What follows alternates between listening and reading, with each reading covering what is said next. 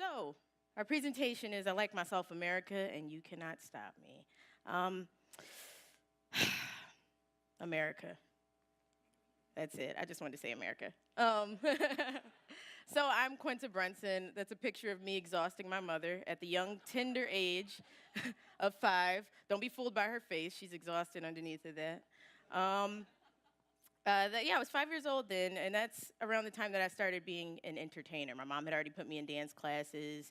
My brothers and sisters had me reciting lines from SNL and then Living Color, so that's what I wanted to do with my life. The summer of that year was the first time I remember meeting someone outside of my own race. I was at a religious convention with my family, and I met a little girl named Emily, and she was Filipino and white. And that was the first time I had seen someone who did not really look like me at 5 years old. We sat together under a tent and we colored. And our families were amazed by the fact that we were sharing a coloring book and just having the time of our lives. Didn't even come from the same backgrounds. Emily was filthy, stinking rich. I was not. But we were coloring and we liked it. And that was the moment I decided that I wanted to make content for people that are not only like me, but people across the globe. So my parents were great. They really fueled me up with a lot of love. They gave me a ton of love, a lot of self-love. They really made me feel like a great person until I didn't anymore. Liking myself, the hardest fight I didn't know I was fighting. So who here has ever turned 18? Anyone? Cool, guys, congratulations.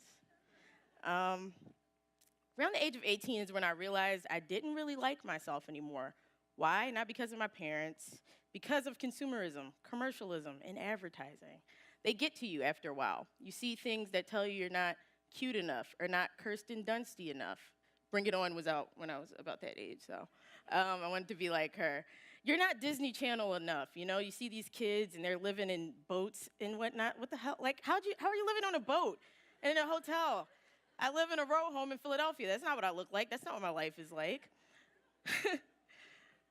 Sweet life, okay, we got it. The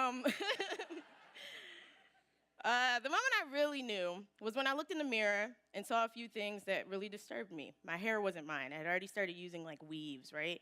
I started putting makeup on. I didn't even look like myself anymore. And I have fake eyelashes, 18 years old. I didn't like that. I didn't like that at all. So I went through a hard process of relearning myself, liking myself the way I came out, which was difficult here. In this country, it's hard if you're not white to do that, okay? It's hard if you're not tall to do that. It's hard if you don't have big boobs. It's hard if you have not been engineered by a man of America. The perfect body type is actually no one in America, according to men. They drafted it up last year in a magazine, and it's no one. It's none of the women here. So that's hard. How am I supposed to live up to that? There's no way for me to. So I had to really examine myself and say, if I want to be a creator who shares content with people all over the world, I really have to hone in and make sure I like myself. I have to like the person I am. I wanted to create from an honest perspective. I wanted to create in a way that can make others feel good, so I had to feel good myself. And here comes the biggest fight of your life, advertising and you. So I'm going to rip apart this Nair ad. Doesn't it look innocent? Doesn't it look like it's not that bad? It's terrible, okay? Focus for a second, if you will. So who in this room, raise your hand if you look like this girl right here. I've named her Monica. Who looks like Monica? Anyone?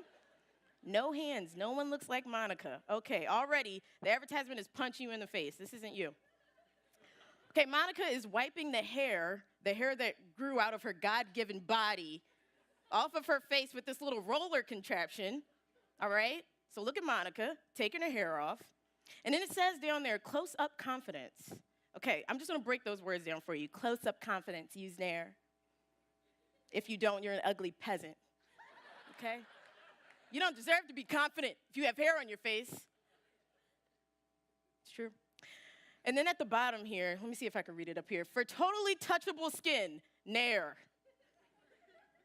Touch your skin for me right now. Is it touchable? Did you just touch your own skin? Okay. All right, Nair. Take a chill pill. But these things, they affect you. I know it doesn't seem like they do, but they do. You know what I mean? I didn't really pay much attention to stuff like this. You know, I would flip through magazines when I was getting my hair done in a salon or whatever, and I would just flip through and get to my favorite stories. But these images were in my head. It was sending a silent message, but really clear, that you're not what America wants.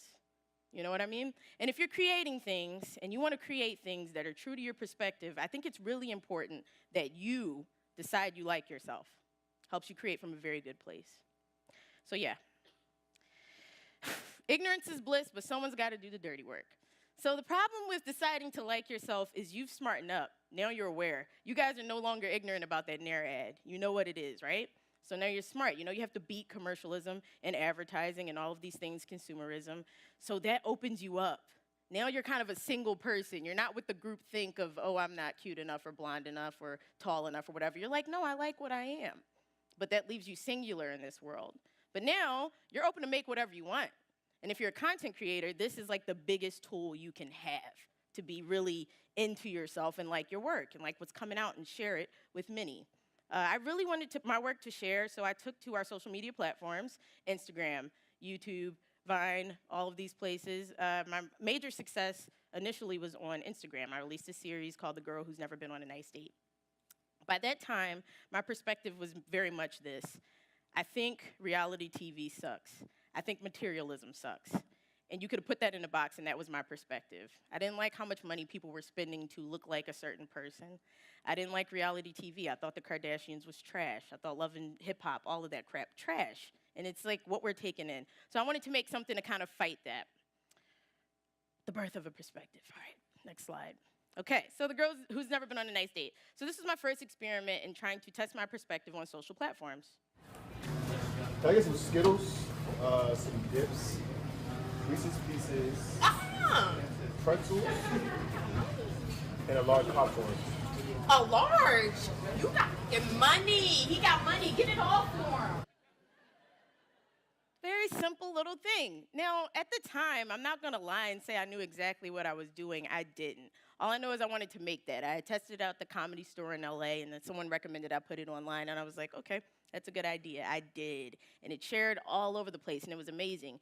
The comments under people's sharings of this, whether it was on YouTube, Instagram, or whatever, was like, ha, ha, ha, ha, ha, ha. That was me at the movies with my boyfriend. Or people being like, ha, ha, ha, ha, ha, ha. She's so silly. He doesn't have a lot of money. All he did was buy a large popcorn.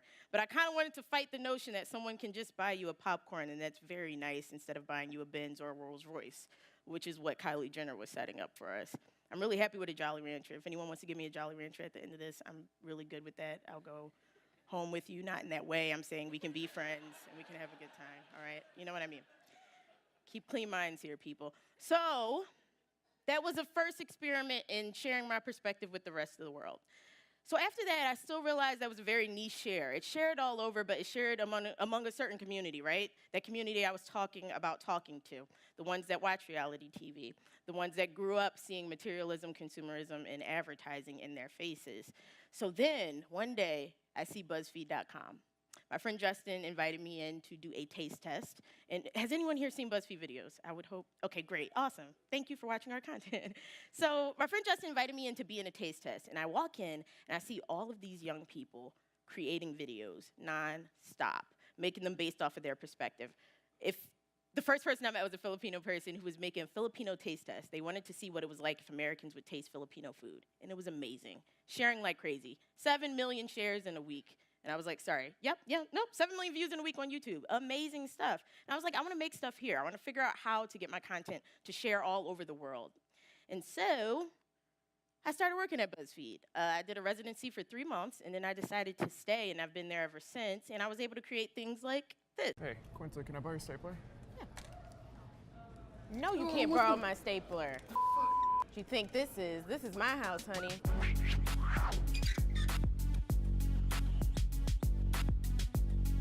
Welcome to the meeting. These are some graphs that I made in PowerPoint. Chris, your number.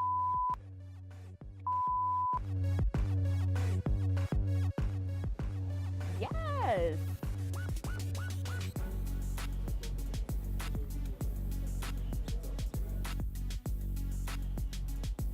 Hey, boss man.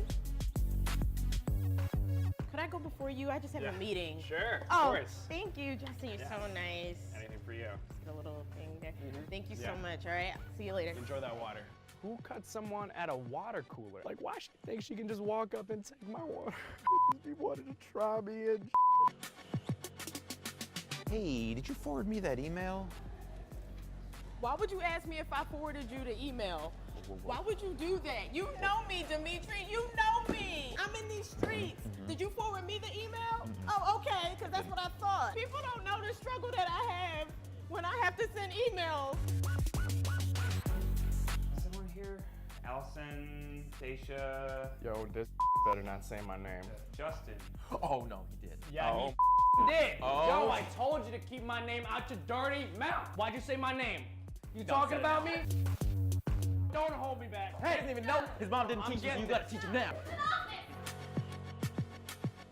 Yo, I say we go teach this a lesson.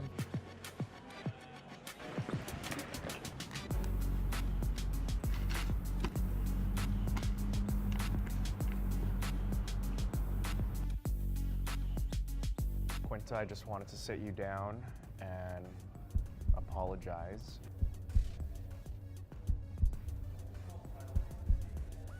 I forget. Oh, come on, girl. I love you. I love you too. It's nothing. I have something I need to say to both of you. Your behavior today has been deplorable. You're fired. You're Please leave. fired.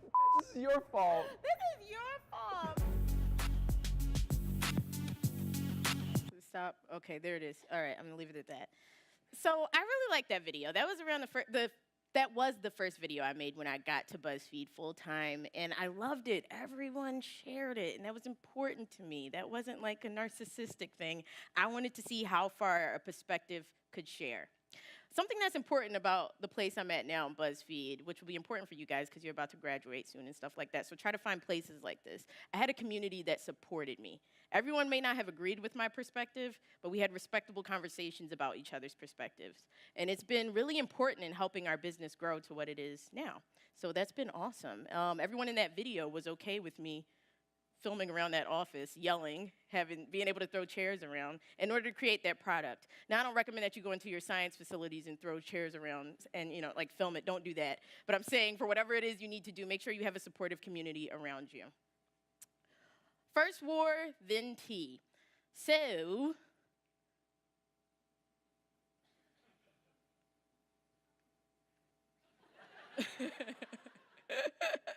I just love those memes. They crack me up. So we all know a little bit about Marvel. If you haven't seen Civil War yet, that's okay. But basically, there are these two very strong parties, Captain America and Iron Man, with these strong different opinions. Clearly, they respect each other. Clearly, they like each other. They're friends, but they have to go to war. I'm not going to tell you that in the movie, okay? Go see the movie. But what I'm saying is sometimes war is necessary when you have two strong perspectives in a room. Do not be afraid of that. If your perspective is strong and it is solid and you believe in it, then you have every right to back it up. You have to go in a conversation with other people who don't always believe in what you believe in, but if you want to get to a better ending, make sure you're able to have these conversations. They're important. Okay, you know what's more effective than a perspective? A positive one. I'm going to give you two very extreme examples and go with me here. Here's a negative perspective going awry. Hitler. A positive perspective going well. MLK. Two people very talented, very intelligent, have a lot of manpower. But we saw a bad example of that in history, and we've seen good examples of that. The reason why I think it's important to have a positive perspective is because if you're truly an intelligent person and you're educated and people believe in you and you believe in what you're saying, wouldn't you rather affect the world for the better than the worse? That's pretty much it for that slide. That's what I believe in, and I'm sticking to it. New and honest perspectives are what build the future. One of my favorite quotes is that diversity is what builds businesses. I had a very interesting conversation with the woman from Google. Her name is Susan, and she's now the CEO of YouTube. And she really focuses on bringing new talent into YouTube that is diverse. Not for the skin color, not for the type of person that they are, not for their sex, but because of their perspectives, because of their opinions. Those opinions and perspectives help make their videos, videos that we all watch, videos that we all share. And it's building a better world. We've seen videos. A perfect example of this was today, the Chewbacca lady. Have you guys seen this woman? Fantastic. Brought me so much joy. Her video is now up to, when I watched it this morning on the train, 210 million views on Facebook. It's pretty fantastic. Now, that was just a video where this woman is happy. She puts on this mask. It's making her crack up, and we all loved it. It made us all happy. That wasn't exactly a crazy, crazy perspective, but in a way it is. It brought me joy. That woman probably let someone who didn't know what Chewbacca was, whoever that person is, now they know what Chewbacca is. Now they know about Star Wars. Now they know about this woman who's a very nice lady in the middle of who knows where. And now they can talk about this and share this with their friends and their family. Did it help build the future? Maybe, maybe not. There's no way of knowing. But another example of this is some of our videos at BuzzFeed. We're able to make these taste tests, and we get these responses that are amazing. Thank you for making that. Thank you for showing my culture in that way, in this very positive light. We also made a video this year about someone jumping off the Golden Gate Bridge. He tried to commit suicide. It was unsuccessful. That story alone got us about 1,000 emails from people who decided not to commit suicide that year. It's really important. You never know how these perspectives that are strong and amazing will change the world and shape the future. Other great examples of this is just TED. TED is a great thing that brings all these perspectives together. You're going to take these ideas and form your own new ideas, and I find that to be amazing.